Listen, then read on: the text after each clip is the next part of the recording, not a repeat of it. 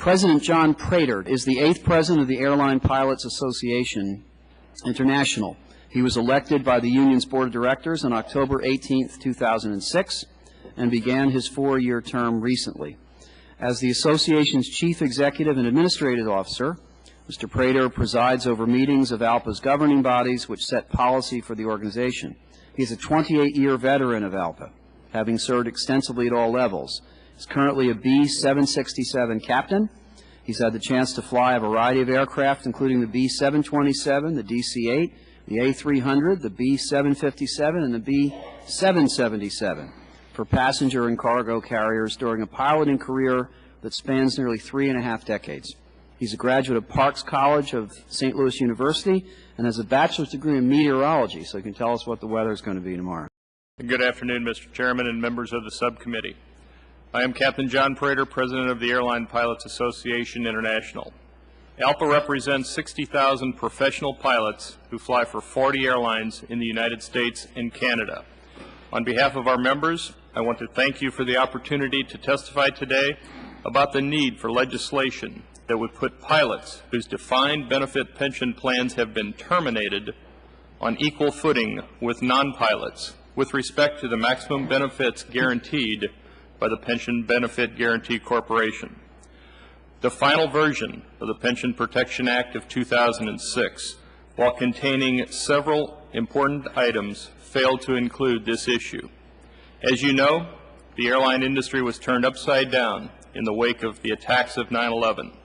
Many carriers filed for bankruptcy, and workers were forced to make dramatic concessions in wages, benefits, working conditions, and pensions. While some of our members were fortunate enough to only have their defined benefit plans frozen, a great many others saw their plans terminated as part of their company's plan to exit bankruptcy. Although it seemed at the time a case of your job or your pension, in reality there was no choice.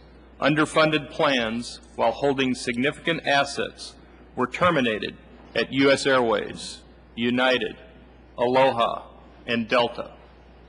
Many of our members suffered horrendous losses of up to 75% of their earned benefits under these planned terminations. These same pilots now have little or no time left in their careers to recover from such losses. I am here today because pilots are paying a double penalty on their pensions.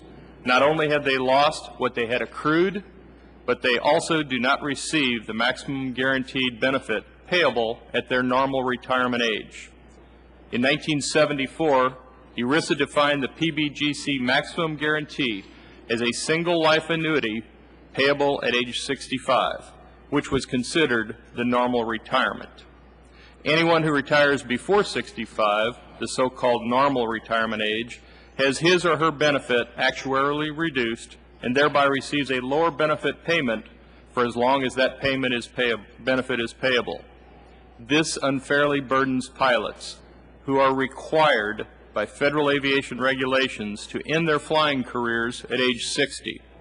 In short, a pilot's normal retirement age is not 65 as defined by ERISA, but rather 60 as required by the Federal Aviation Administration.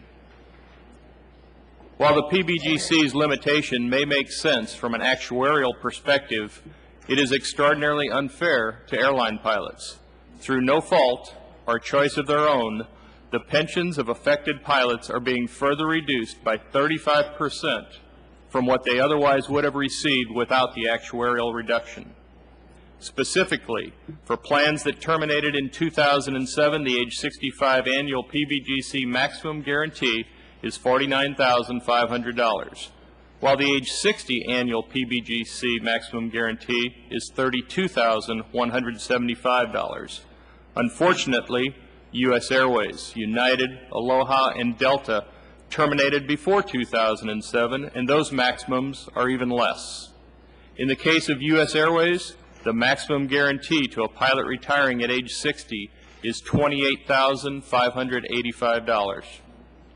As an aside, let me note that even at $49,500, many pilots still are being significantly shortchanged in their accrued benefits. At age 60, a career pilot with 25 to 35 years of service at a major airline might have accrued an annual benefit approaching $100,000. These retirement benefits were earned, that is, bought and paid for as deferred income, accrued over the pilot's career.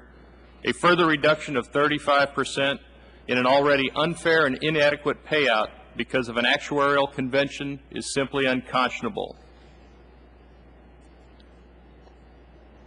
We thank the Congress for last year's bill.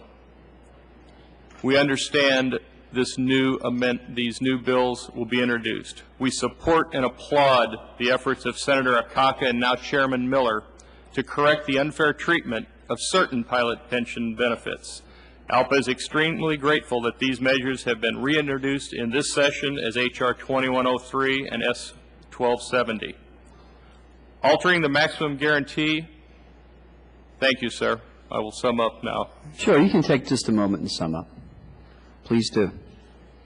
Altering the maximum guarantee in this manner limits PBGC liability because many pilots at the upper end of the age spectrum are not affected. Their benefits were not reduced as much as those of more recent retirees or for those approaching retirement. PBGC liability would also be capped at the other end of the age spectrum because it will not affect the younger pilots.